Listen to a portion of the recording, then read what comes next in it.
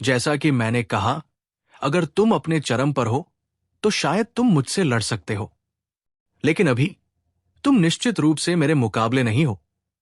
Chiang झान ने एक कदम आगे बढ़ाया और उसके पैरों के नीचे से एक भयानक ऊर्जा फूट पड़ी। स्थानिक क्षेत्र के एक बड़े क्षेत्र को चकनाचूर करने के बाद उसने हमला करना जारी नहीं रखा। वो बस अपनी ब्लेड जैसी आंखों से सफेद बाघ को देखता रहा और बेजोड़ क्यूई की एक लहर निकली।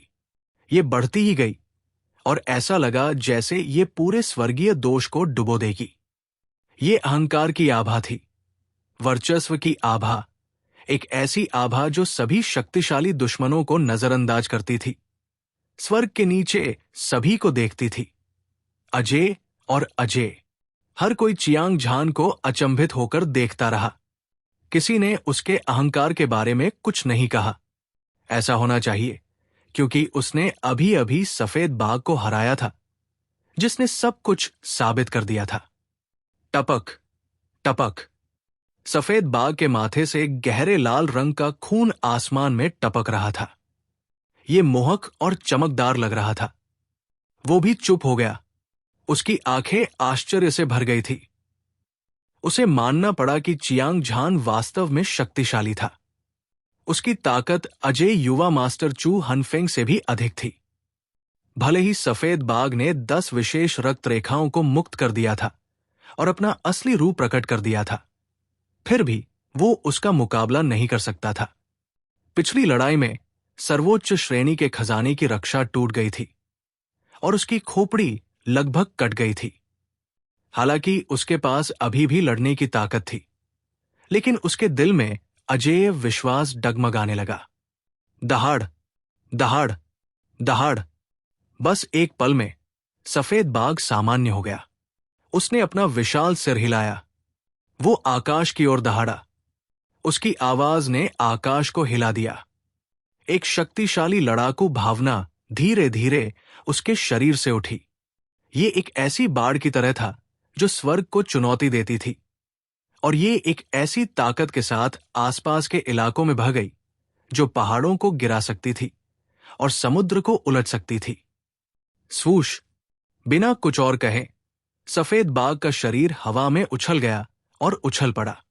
यह साहसी और भयंकर था, और इसकी दबंग आभा जो अदम्य इच्छा शक्ति के साथ आगे बढ़ी ने आसपास के अनगिनत विशेषज्ञों को चौंका दिया और बेहद उत्साहित कर दिया। अब तक हालांकि चियांग झान की आभा ने पहाड़ों और नदियों को निगल लिया था और उसकी दबंग आभा बेजोड़ थी, लेकिन जितना अधिक सफेद बाघ लड़ता उतना ही साहसी होता गया।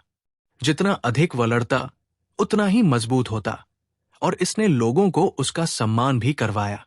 उन दोनों ने अपनी चरम लड़ाई शुरू कर दी थी, जो उत्तरी सागर डोमेन के धर्मी और शैतानी मार्ग के 2 सबसे मजबूत प्रतिभाशाली लोगों के बीच लड़ाई का प्रतीक थी।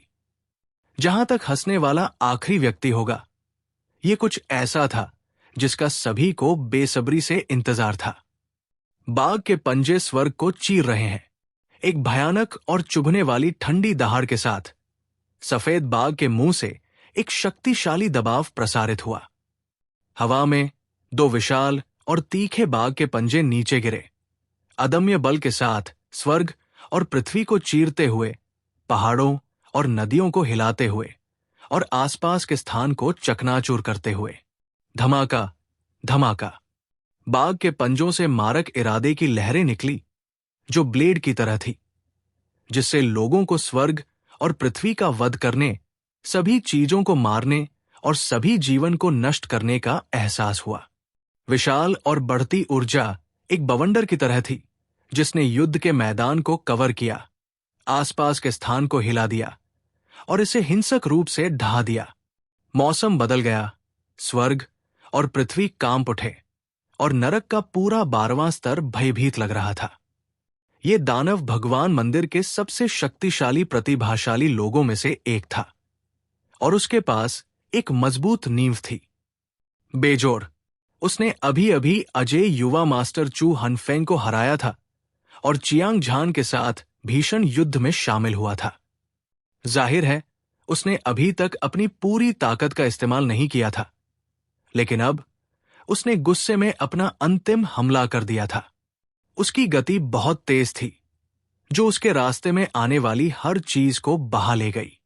सफेद बाघ ने अपने बेहतरीन खजाने बाघ के पंजे का इस्तेमाल किया और भारी मात्रा में वध करने की मंशा प्रकट की। इसने चियांग झान पर हिंसक हमला किया। इसकी क्रूर और अजेय आभा ने सभी विशेषज्ञों को चौंका दिया। श्रेणी 2 वध करने की मंशा का शिखर अजेय युवा मास्टर चू हनफेंग सदमे में चिल्लाया और उसकी आंखों में सदमे का भाव दिखाई दिया। वो अभी अभी सफेद बाघ से पराजित हुआ था और खून की उल्टी करते हुए घायल हो गया था। वो पहले ही प्रतिद्वंद्वी की दुर्जेय ताकत से चौंक गया था। हालांकि जब उसने सफेद बाघ को श्रेणी 2 वध करने की मंशा का शिखर दिखाते देखा तो वो चौंक गया। किसी को यह पता होना चाहिए कि सफेद बाघ की साधना का आधार अपराजेय युवा मास्टर चू हनफेंग के समान ही था। यह जादुई छवि चरण के पहले आकाश में था। हालांकि सफेद बाघ ने न केवल उसे हरा दिया था, बल्कि उसने अपनी पूरी ताकत भी इस्तेमाल नहीं की थी। इससे यह बताना मुश्किल नहीं था कि सफेद बाघ की असली ताकत कितनी शक्तिशाली थी। जिया, फेक्सू और एओ चांगकोंग भी बहुत घबराए हुए थे। सफेद बाघ की ताकत बेमिसाल और चौंकाने वाली थी। ये उनसे कई गुना ज्यादा शक्तिशाली था। जब तक वे जादुई छवि चरण को तोड़ नहीं सकते, उन्हें उससे लड़ने का कोई अधिकार नहीं था। दूरी पर धर्मी और शैतान दाओं के अनगिनत विशेषज्ञ लड़ाई को देख रहे थे, जैसे कि उन्हें उत्तेजक इंजेक्शन दिए गए हों। उत्साह हवा में भर गया। सफेद बाघ का असली रूप एक सर्वोच्च श्रेणी के खजाने के बराबर था। सफेद बाघ के हर हिस्से में एक शक्तिशाली मारक क्षमता थी। यह पहाड़ों को नष्ट कर सकता था और पहाड़ों को नष्ट कर सकता था। यह हथेली को उलटने जितना आसान था। इसकी समग्र शक्ति मैजिक इमेज स्टेज अपराजेय विशेषज्ञ के भीतर एक अत्यंत दुर्जेय अस्तित्व थी।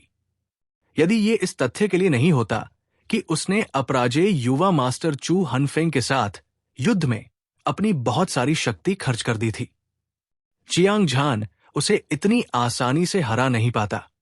हालांकि चियांग झान को पिछली लड़ाई में थोड़ा फायदा हुआ था, लेकिन सफेद बाघ द्वारा छोड़े गए रैंक 2 की इच्छा की शक्ति चियांग झान के लिए एक घातक खतरा पैदा करने के लिए पर्याप्त थी। हर कोई अपने दिल में सोच रहा था और उनकी आंखें युद्ध के मैदान पर टिकी हुई थी। वे चियांग झान की अधिक ताकत को देखने के लिए उत्सुक थे। चियांग झान की आंखों में आश्चर्य की एक झलक दिखाई दी। ये सफेद बाघ दिव्य जानवरों का राजा कहलाने के योग्य था। ये वास्तव में एक अद्वितीय दिव्य जानवर था और कोई भी इसका मुकाबला नहीं कर सकता था। वो सफेद बाघ के शरीर से एक तीव्र और खतरनाक आभा को महसूस कर सकता था। ये वास्तव में एक शक्तिशाली दुश्मन था। चाहे वो प्रतिभा हो या ताकत, वो उत्तरी सागर क्षेत्र में युवा पीढ़ी का राजा था। हालांकि सफेद बाघ चाहे कितना भी शक्तिशाली क्यों न हो, वो चियांग झान के दिल में अजेय विश्वास को हिला नहीं सका। उसने वर्चस्व की घटना, युद्ध राजा और उसके शरीर के चारों ओर सुनहरे प्रकाश के साथ संवाद करने की पूरी कोशिश की। ये एक स्वर्ण युद्ध देवता की तरह था, जिसकी क्यूई ने पूरी दुनिया को निगल लिया था और उसकी महिमा अद्वितीय थी। ये अपरिवर्तनीय था। Peak of rank 2 reincarnation saber soul की चमक। चियांग झान ने धीमी आवाज में दहाड़ लगाई। उसने peak of rank 2 reincarnation blade soul light energy को सक्रिय करने में कोई कसर नहीं छोड़ी और उसे मुक्त कर दिया। एक अद्वितीय दबाव तुरंत हवा में फैल गया। हर कोई महसूस कर सकता था कि उनके दिमाग में अराजकता थी। ऐसा लग रहा था जैसे वे हजारों पुनर्जन्मों में गिर गए हों। यहां तक कि उनकी आत्माएं भी टूटने के संकेत दे रही थी। जब वे भयानक पुनर्जन्म ब्लेड सोल लाइट एनर्जी से टकराए तो लगातार दयनीय चीखें सुनाई दे रही थी। वहां मौजूद हर व्यक्ति के मुंह से खून बह रहा था और वे सभी पसीने से भीगे हुए थे। वे सभी घबराहट में पीछे हट रहे थे।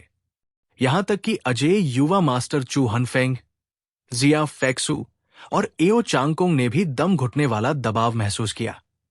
उसी समय सफेद बाघ के चेहरे की विशेषताएं मुड़ गई थी। उसकी आंखें कसकर बंद थी और उसका चेहरा दर्द से भरा हुआ था। वो पुनर्जन्म की ब्लेड सोल लाइट एनर्जी से भी टकराया था। हालांकि इससे उसकी आत्मा नहीं टूटेगी। हालांकि वो निराश और हताश था। वो अपना सबसे मजबूत हमला करने में असमर्थ था। ऐसी स्थिति का सामना करते हुए सफेद बाघ एक पल के लिए हिचकिचाया। फिर उसने अपनी जीभ काट ली और तीव्र दर्द और ताजा खून की उत्तेजना की मदद से वो तुरंत जाग गया। चियांग झान, नरक में जाओ। सफेद बाघ ने उग्रता से दहाड़ लगाई। उसके दो बाघ के पंजे स्वर्ग और पृथ्वी को चीरते हुए उसके रास्ते में आने वाली हर चीज को चकनाचूर कर देते थे। उसने चियांग झान के सिर पर ऐसे पंजे मारे जैसे वो अपने रास्ते में आने वाली हर चीज को नष्ट कर देगा। हिंसक ऊर्जा एक प्रचंड तूफान की तरह थी जो स्वर्गीय नदी में लुढ़क गई थी। तीखे और तीखे बाघ के पंजे रैंक दो वध इच्छा के शिखर की शक्ति से संघनित थे। ये स्वर्ग से एक दिव्य दंड की तरह था जो शून्य को नष्ट कर सकता था और अपने रास्ते में आने वाली हर चीज को नष्ट कर सकता था। ये दृश्य आत्मा को झकझोर देने वाला और चौंकाने वाला था। पुनर्जन्म के 1000 चक्र। चियांग झान ने दोनों हाथों से ब्लेड को पकड़ रखा था। वो ब्लेड के साथ एक हो गया और एक ऐसी ऊर्जा को मुक्त कर दिया जो स्वर्ग और पृथ्वी को भेद सकती थी।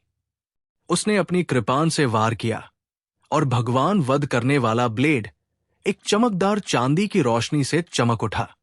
इसने आकाश और पृथ्वी को चीर दिया और एक जबरदस्त ताकत के साथ इसने सफेद बाघ के सबसे मजबूत हमले को रोक दिया। गड़गड़ाहट। तुरंत आकाश और पृथ्वी अलग हो गए। अंतरिक्ष पाउडर में बदल गया और तीव्र ऊर्जा उतार चढ़ाव ने हर जगह तबाही मचा दी। दुनिया का यह हिस्सा ऐसा लग रहा था जैसे दुनिया का अंत आ गया हो और ये उजाड़ का विस्तार था। हर किसी को अपने दिलों की तेज धड़कन महसूस हुई, जैसे कि वे किसी भी क्षण फटने वाले थे।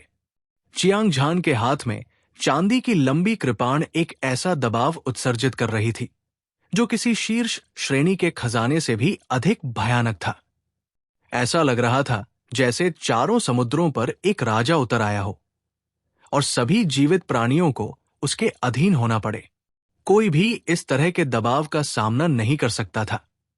सभी खड़े लोग डर से कांप रहे थे और उनकी आत्माएं इधर उधर भटक रही थी।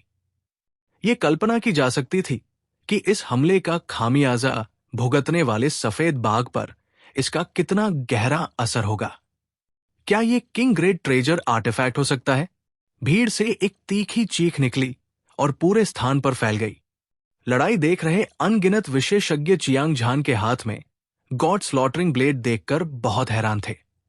हालांकि उन्होंने किंग ग्रेड ट्रेजर आर्टिफैक्ट को पहले कभी नहीं देखा था, लेकिन उन्होंने इसे पहले कभी नहीं देखा था। वे केवल माल में प्रतिस्पर्धा करने से डरते थे। सफेद बाघ का असली रूप सर्वोच्च ग्रेड खजाने के बराबर था। हालांकि चियांग झान के चांदी के दिव्य ब्लेड की तुलना में यह एक मामूली जादू टोना था। इस दृष्टिकोण से यह अनुमान लगाना मुश्किल नहीं था कि चियांग झान की चांदी की दिव्य कृपान एक किंग ग्रेड ट्रेजर आर्टिफैक्ट थी। इस स्तर का खजाना उत्तरी सागर क्षेत्र में लगभग एक सर्वोच्च दिव्य हथियार था, क्योंकि केवल दिव्य मार्शल संप्रदाय के पास एक सम्राट ग्रेड खजाना आर्टिफैक्ट था जो किंग ग्रेड ट्रेजर आर्टिफैक्ट से अधिक शक्तिशाली था। यह सिर्फ एक खजाना था जिसका उपयोग संप्रदाय की रक्षा के लिए किया जा सकता था, जब तक कि संप्रदाय को किसी आपदा का सामना न करना पड़े। अन्यथा वे इसका इतनी आसानी से उपयोग नहीं करते। चियांग झान की ताकत पहले ही ट्रांसेंडेंस दायरे के अजेय स्तर तक पहुंच चुकी थी। किंग ग्रेड ट्रेजर आर्टिफैक्ट को जोड़ना युवा पीढ़ी पर हावी होने के लिए पर्याप्त था। जैसे ही सभी के विचार उड़ रहे थे, हिंसक रूप से विस्फोट करने वाले युद्ध के मैदान पर अचानक एक उन्मादी चीख सुनाई दी। ये एक भूत की तरह था जो चिल्ला रहा था और चिल्ला रहा था, जिससे आसपास का माहौल चौंक गया। सफेद बाघ जोर से जमीन पर गिर गया, इससे पहले कि वो अपने मानव रूप में वापस आ जाए। उसका शरीर मुड़ा हुआ था और हिंसक रूप से हिल रहा था। उसके लंबे बालों ने उसके पीले, रक्तहीन चेहरे को ढक रखा था। उसके चेहरे की विशेषताएं बदल गई थी और उसकी आंखें सुस्त और बेजान थी। वो एक चलती हुई लाश की तरह स्तब्ध था, जिसकी आत्मा को शैतान ने खा लिया था। सफेद बाघ पूरी तरह से पराजित हो चुका था। भले ही इसने रैंक 2 के शिखर की वध की इच्छा की ऊर्जा को प्रसारित किया था और एक ऐसी ताकत प्रकट की थी जो किसी की पहुंच से परे थी, लेकिन अंतिम परिणाम नहीं बदला था। यह सच था कि यह चियांग झान के लिए एक मैच नहीं था। इस युद्ध के बाद दानव देव मंदिर और स्वर्गीय शैतान संप्रदाय के सबसे शक्तिशाली प्रतिभाशाली लोग, जिनमें सफेद बाघ भी शामिल था, काला कछुआ, मोतियान, जुवुशांग, वे सभी चियांग झान से हार गए। ऐसा शानदार युद्ध रिकॉर्ड उन्हें उत्तरी सागर क्षेत्र की युवा पीढ़ी का नंबर एक प्रतिभाशाली व्यक्ति माना जा सकता है। हर कोई चियांग झान को घूर रहा था। उनके दिल उसके लिए प्रशंसा से भरे हुए थे। ये जगह कहाँ है? मैं यहां क्यों हूं? तुम कौन हो? तुम कौन हो? सफेद बाघ घूम गया और खड़ा हो गया, जैसे कि वो अभी अभी किसी बुरे सपने से जागा हो। उसका चेहरा संदेह से भरा हुआ था और वो भौहें सिकोड़ रहा था। उसने चारों ओर देखा और खुद से बुदबुदाया। क्या हो रहा था? क्या ऐसा हो सकता है कि सफेद बाघ इस तथ्य को सहन नहीं कर सका कि वो हार गया था और पागल हो गया था? अजय युवा मास्टर चू हनफेंग सहित युद्ध को देखने वाले सभी विशेषज्ञ भ्रमित थे।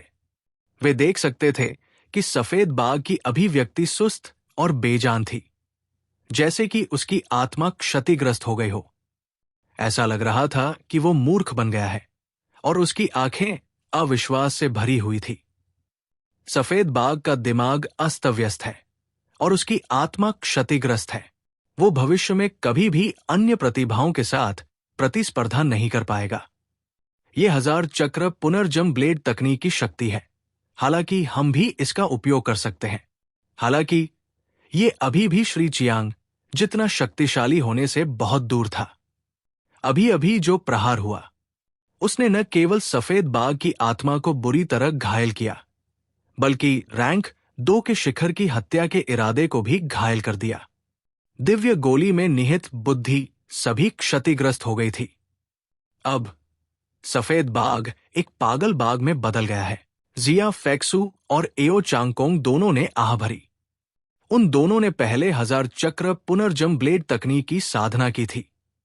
वे स्वर्गीय शैतान संप्रदाय के पिछले संप्रदाय असुर स्वर्गीय भगवान द्वारा बनाई गई अद्वितीय कृपाण तकनीक के बारे में बहुत अच्छी तरह से जानते थे।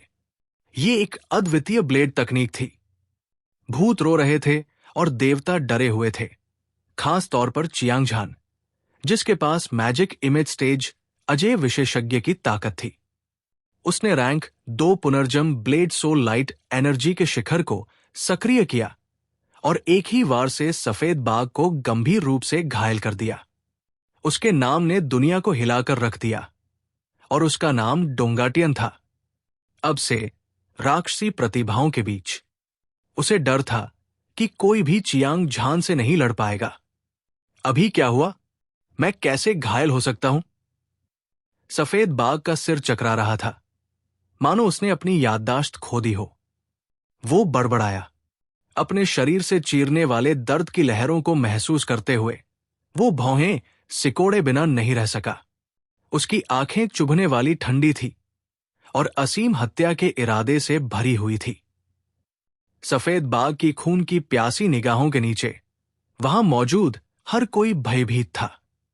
भले ही सफेद बाघ बुरी तरह घायल हो गया था और उसकी आत्मा क्षतिग्रस्त हो गई थी, लेकिन वो सब कुछ भूल गया था। लेकिन अगर वो वास्तव में नरसंहार शुरू करना चाहता था, तो चियांग झान के अलावा अजय यंग मास्टर चू हनफेंग, जिया फेक्स्यू, एओ चांगकोंग और अन्य सभी निश्चित रूप से मरने वाले थे। हालांकि अंत में सफेद बाघ ने कोई कदम नहीं उठाया, क्योंकि जब उसकी नजर चियांग झान पर पड़ी तो उसने सदमे का एक निशान दिखाया। जाहिर है, हालांकि उसने अपनी याददाश्त खो दी थी, फिर भी उसके दिल में डर बना हुआ था जब उसने चियांग झान को देखा, जिसने उसे अभी अभी हराया था। स्वूश! किसी ने उम्मीद नहीं की थी कि सफेद बाघ का शरीर हिल जाएगा। वो प्रकाश की किरण में बदल गया और आकाश को चीरता हुआ पलक झपकते ही सबकी नजरों से ओझल हो गया। उसी समय जिया फेक्सू और एओ चांगकोंग के शरीर से ऊर्जा फूट पड़ी, जिसने आकाश को हिला दिया। वे दो फटते हुए ज्वालामुखियों की तरह लग रहे थे और विशाल ऊर्जा ने आकाश और पृथ्वी को अस्त व्यस्त कर दिया था। गड़गड़ाहट, गड़गड़ाहट। जिया फेक्सू और एओ चांगकोंग के शरीर से एक ही समय में दो चमकदार और रंगीन रोशनी निकली। वे अंधेरे से पैदा हुई प्रकाश की किरणों की तरह लग रहे थे। वे चमकदार और धधक रहे थे और वे शून्य की परतों को भेद रहे थे। चमकदार रोशनी में दो आकृतियां दिखाई दी। उनमें से एक की आकृति सुंदर थी। उसकी पीठ पर पंखों की एक जोड़ी थी और उसका शरीर ऊर्जा की लहरें उत्सर्जित कर रहा था, जो आकाश में उड़ सकती थी और पृथ्वी पर भाग सकती थी। उसकी अनियंत्रित आभा स्वर्ग और पृथ्वी के बंधनों से मुक्त हो गई थी। वो बाहरी अंतरिक्ष में यात्रा करने में सक्षम था और पूरी तरह से ऊर्जा से संघनित था। ये जिया फेक्सू द्वारा बनाई गई धर्म मूर्ति थी। दूसरा व्यक्ति लंबा और शक्तिशाली था। वो अतुलनीय रूप से दबंग था। उसके सिर पर मूंगा सींग था और पूरे शरीर पर शल्क थे। वो एक राक्षस देवता की तरह था। उसकी क्यूई ने पूरे ब्रह्मांड को निगल लिया और सभी दिशाओं को नीचे देखा। ये वो धर्म था जिसे एओ चांगकोंग ने संघनित किया था। वे दोनों मैजिक इमेज स्टेज तक पहुंच चुके थे और उनकी ताकत तेजी से बढ़ रही थी। वे बेपरवाह होकर जमीन पर बैठ गए और हिंसक ऊर्जा ने हर जगह तबाही मचा दी। प्रभाव ने चियांग झान को कुछ कदम पीछे हटने के लिए मजबूर कर दिया और उसका चेहरा आश्चर्य और खुशी से भर गया। जिया फेक्सू और एओ चांगकोंग ने आखिरकार मैजिक इमेज स्टेज की बाधा को तोड़ दिया था। अपने दोस्तों के रूप में उन्होंने आखिरकार मैजिक इमेज स्टेज की बाधा को तोड़ दिया था। चियांग झान, वो बेहद उत्साहित था। अभी वे चारों मैजिक इमेज स्टेज के अपराजय विशेषज्ञ थे और उनमें से कोई भी पूरे नर्क 18 परत पर हावी हो सकता था। अगर वे हाथ मिला ले तो उनके लिए दो राक्षसी विशेषज्ञों को हराना आसान होगा। बधाई हो मिस्टर चू, जूनियर सिस्टर जिया और मिस्टर एओ। आपकी ताकत बहुत बढ़ गई है। आप सभी उत्तरी सागर क्षेत्र में युवा पीढ़ी के शिखर पर खड़े हैं। आप निश्चित रूप से भविष्य में अद्वितीय विशेषज्ञ बनेंगे। मुझे इस बात का पूरा भरोसा है। चियांग झान ने अपराजय युवा मास्टर चू हनफेंग, जिया फेक्सू और एओ चांगकोंग को देखा और हंसते हुए कहा, मिस्टर चियांग, आप मेरी चापलूसी कर रहे हैं। हालांकि मैं मैजिक इमेज स्टेज की दूसरी परत में कदम रख चुका हूं, लेकिन मेरी ताकत आपकी तुलना में बहुत कम है। इसके अलावा आप अभी क्लेश पतन अवस्था की केवल 10वीं परत है। यदि आप मैजिक इमेज स्टेज को पार कर चुके हैं तो आप कम से कम एक कैनोनाइज्ड किंग योद्धा होंगे। मुझे आश्चर्य है कि आप मुझसे कितने गुना अधिक शक्तिशाली हैं। अपराजय युवा मास्टर चू हनफेंग ने विनम्रता से कहा, मुझे सीनियर भाई चियांग और मिस्टर चू को धन्यवाद देना है कि इस बार मैं मैजिक इमेज स्टेज तक पहुंच पाया हूं। अगर मैं आप लोगों से मिलने के लिए भाग्यशाली नहीं होता तो मैं अपनी बाधा को इतनी जल्दी नहीं तोड़ पाता। जिया फेक्सू ने प्यार से मुस्कुराते हुए कहा, मिस जिया सही कह रही है। मिस्टर चू, मुझे एक बेहतरीन गोली देने के लिए धन्यवाद। मिस्टर चियांग, मुझे इस समय के दौरान हमारी सुरक्षा के लिए आपको परेशान करना होगा। अब ये जिम्मेदारी हम पर छोड़ दें। आप टर्मिनेशन की उत्पत्ति को समझने पर ध्यान केंद्रित कर सकते हैं। एओ चांगकोंग ने चेहरे पर मुस्कान के साथ उत्साह से कहा, हम सभी एक ही पक्ष में हैं। विनम्र होने की कोई आवश्यकता नहीं है। चियांग झान ने सिर हिलाया। बोलते समय वो क्रॉसलेग बैठ गया और टर्मिनस की मूल ऊर्जा को समझने पर ध्यान केंद्रित करने के लिए अपनी आंखें बंद कर ली। उसे यह स्वीकार करना पड़ा कि अपराजेय युवा मास्टर चू हनफेंग के अनुभव और चियांग झान की असाधारण समझ की क्षमता के साथ इन दोनों के संयोजन ने उसे समाप्ति की उत्पत्ति की गहरी समझ दी। समाप्ति हर चीज के अंत का प्रतिनिधित्व करती है। दुनिया का क्षय हो जाएगा और सभी जीवित चीजें नष्ट हो जाएंगी। सब कुछ अस्तित्व में नहीं रहेगा। इस तरह की विशेष उत्पत्ति अतुलनीय रूप से शक्तिशाली थी। एक बार जब इसे ब्लेड तकनीक में एकीकृत किया गया तो ये एक भयानक विनाशकारी शक्ति के साथ फट जाएगा। हत्या, शाश्वत, भक्षण, क्षय और पुनर्जन्म के चक्र की तुलना में ये और भी अधिक शक्तिशाली था। चियांग झान ने अपनी सारी ऊर्जा समाप्ति की मूल ऊर्जा को समझने में लगा दी थी। उसे समय बीतने की बिल्कुल भी परवाह नहीं थी। एक अज्ञात समय के बाद चियांग झान ने अचानक महसूस किया कि उसके शरीर में समाप्ति की उत्पत्ति के अवशेष एक रहस्यमय परिवर्तन से गुजर रहे हैं। हालांकि ये शक्ति सील कर दी गई थी, लेकिन ये लगातार उसकी जीवन शक्ति को कम कर रही थी। लेकिन अब ऐसा लग रहा था कि इसे वश में कर लिया गया है और अब ये उसे चोट नहीं पहुंचाता। इसके बजाय इसे वो अपनी इच्छानुसार हिला सकता था। जाहिर है, ये इस बात का संकेत था कि उसने टर्मिनस की सारगर्भित ऊर्जा को समझ लिया था। चियांग झान उत्साहित था और उसका खून खौल उठा। बिना किसी देरी के उसने ब्लेड सोल की चमक को विभाजित करना और भस्म करना शुरू कर दिया और फिर समाप्ति की मूल शक्ति के साथ विलीन हो गया। यह प्रक्रिया बेहद खतरनाक थी। थोड़ी सी भी हार किसी की आत्मा को चोट पहुंचा सकती थी। हालांकि चियांग झान के पास इस क्षेत्र में ऐसा अनुभव था जिसकी तुलना आम लोग नहीं कर सकते थे। आखिरकार यह 5वीं बार था जब उसने ब्लेड सोल की रोशनी को विभाजित किया था। यह सहज नौकायन और लिखना आसान था। गड़गड़ाहट जैसी कि उम्मीद थी, चियांग झान ने रैंक 2 भक्षण ब्लेड इंटेंट के शिखर को 2 भागों में विभाजित किया। एक शुद्ध ब्लेड सोल लाइट एनर्जी थी और दूसरी एक शिखर फर्स्ट ऑर्डर भक्षण सेबर सोल थी। उन्होंने परम मूल ऊर्जा और शुद्ध ब्लेड सोल लाइट को एक साथ विलय करने के लिए सावधानी से प्रसारित किया। तुरंत स्वर्ग और मृत्यु की एक ब्लेड सोल लाइट एनर्जी, सभी जीवित चीजों का अंत, चियांग झान के शरीर से बह गई। ये एक उफनती हुई लहर की तरह था जिसने आकाश को धुंधला कर दिया और धरती को ढक लिया, शून्य को डुबो दिया।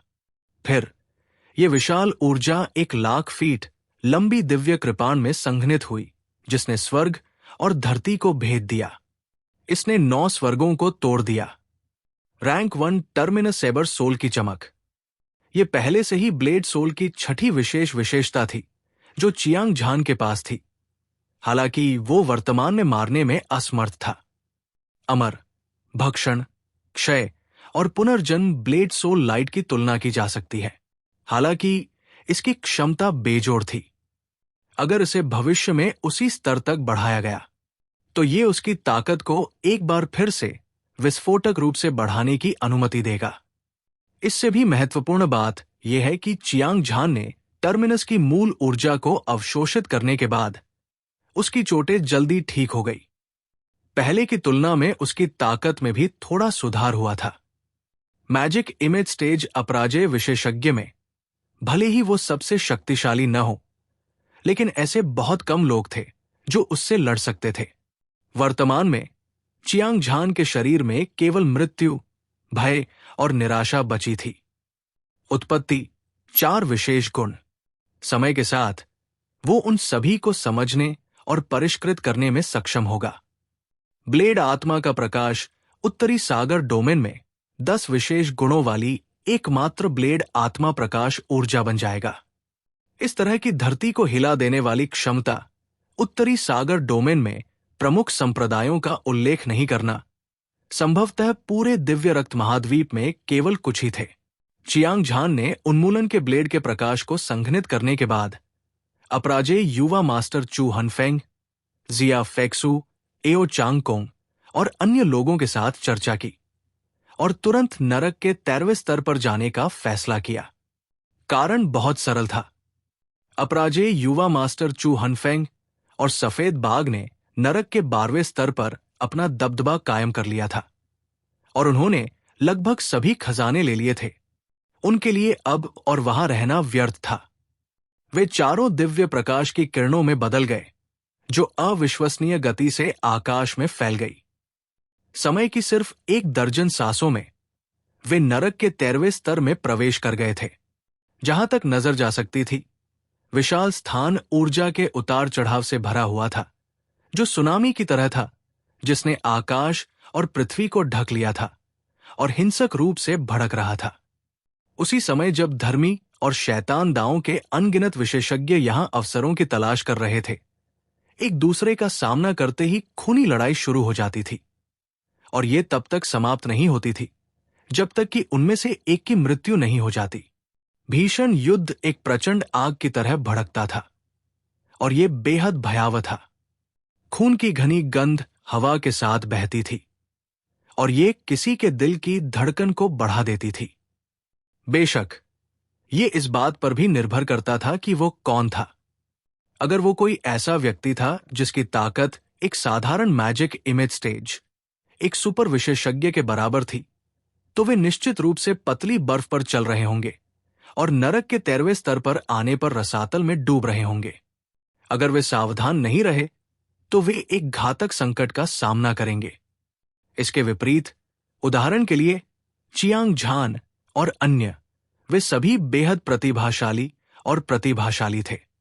उनमें से हर एक के पास मैजिक इमेज स्टेज अपराजेय विशेषज्ञ की ताकत थी। वे नरक के 13वें स्तर पर जो चाहे कर सकते थे। वे अजेय थे। दानव देव मंदिर और स्वर्गीय शैतान संप्रदाय के विशेषज्ञों को दूर से ही खतरे का आभास हो गया था। वे लंबे समय से डर के मारे छिपे हुए थे और अपनी जान बचाने के लिए भाग गए थे। ये वही कहावत थी। नरक की 18 परत कमजोर लोगों के लिए खतरे से भरी थी, लेकिन ताकतवर लोगों की नजर में यह सिर्फ एक चौड़ी सड़क थी जो उन्हें आजादी से आने जाने की अनुमति देती थी। चियांग झान और अन्य निस्संदेह मजबूत थे। सिर्फ 1 दर्जन दिनों में वे पहले ही नरक के 13वें स्तर का पता लगा चुके थे। हालांकि उन्हें कुछ साधना संसाधन मिले थे, लेकिन उनमें से ज्यादातर बेकार थे। ये आश्चर्य की बात नहीं थी।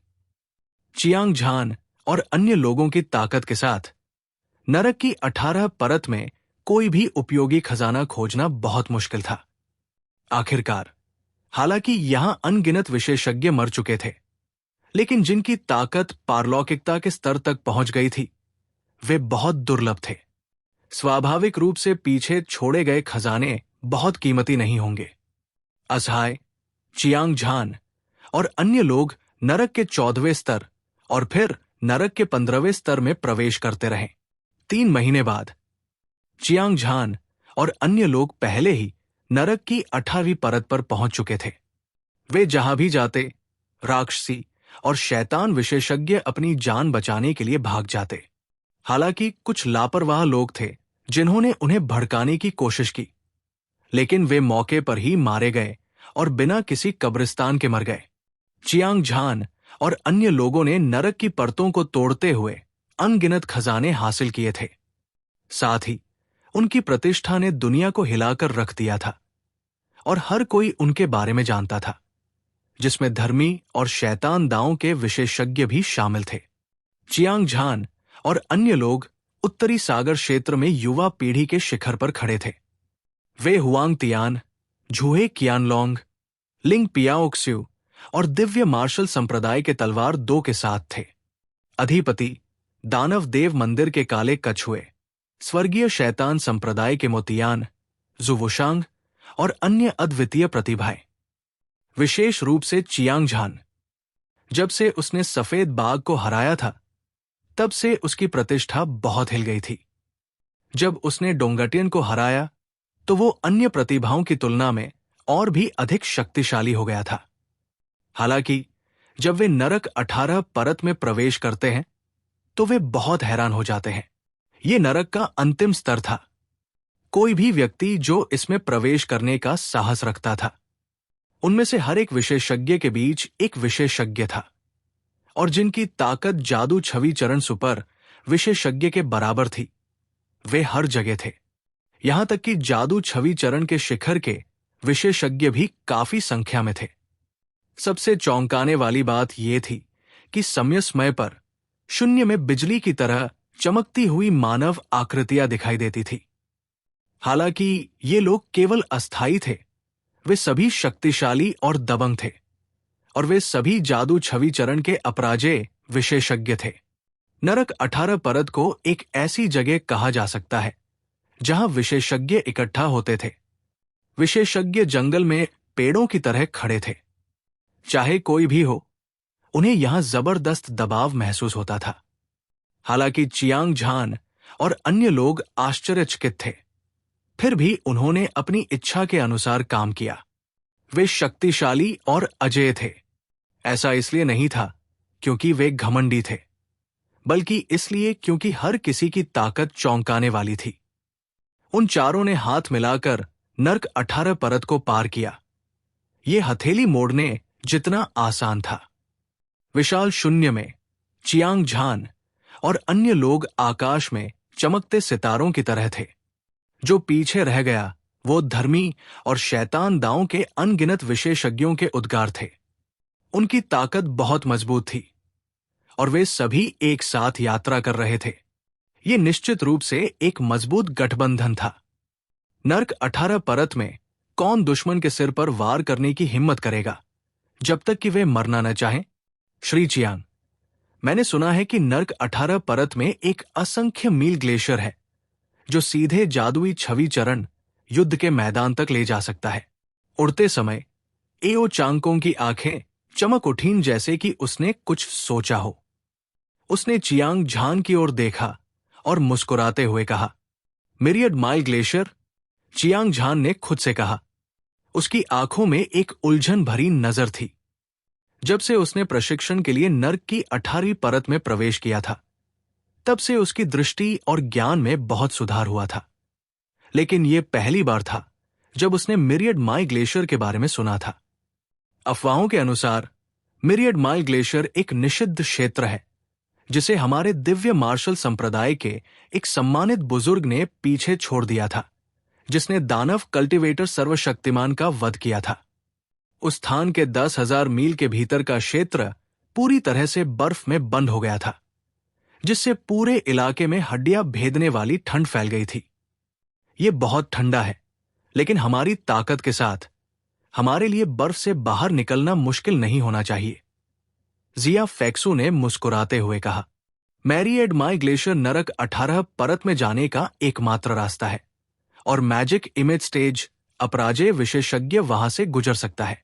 लेकिन मुझे जो पता है उसके अनुसार वहां एक दिव्य आकार स्टेज दिव्य जानवर सील है। जब समय आएगा तो सभी को सावधान रहना चाहिए, कहीं सील चालू न हो जाए। परिणाम अकल्पनीय है। अपराजेय युवा मास्टर चू हनफेंग ने भौहें, सिकोड़ी और गंभीर भाव से कहा। उनकी चमकीली आंखों में डर का एक निशान दिखाई दिया। न केवल चियांग झान को पता नहीं था कि मैरियड माइल ग्लेशियर में एक दिव्य आकार स्टेज दिव्य जानवर सील है, बल्कि एओ चांगकोंग और जिया फैक्सू भी इस खबर से हैरान थे। चियांग झान और अन्य लोग अच्छी तरह से जानते थे कि दिव्य आकार स्टेज दिव्य जानवर किस तरह का भयानक अस्तित्व था।